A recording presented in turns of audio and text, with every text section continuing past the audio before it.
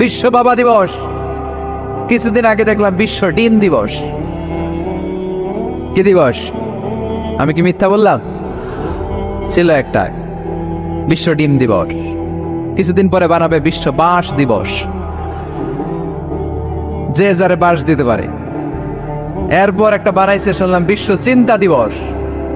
তো এটা কি দিবস? কয় এই দিন আমরা সবাই মিলে চিন্তা করি যে আসলে আমাদের কি চিন্তা করা দরকার, আছে না নাই?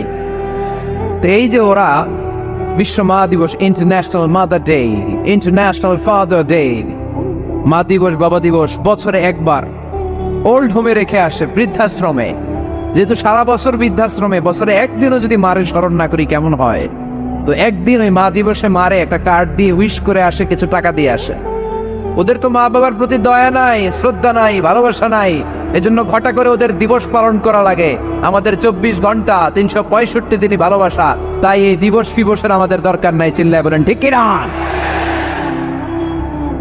জন্মের পর থেকেই তো আমাদের ভালোবাসা, মৃত্যু পর্যন্ত ভালোবাসা, আমৃত্যু ভালোবাসা। এই জন্য বিশ্ব ভালোবাসা দিবস। এটা ইসলাম কখনো সাপোর্ট করে না। ভালোবাসার কেন্দ্রবিন্দু একজন, চিল্লায় বলতে হবে তিনি কে?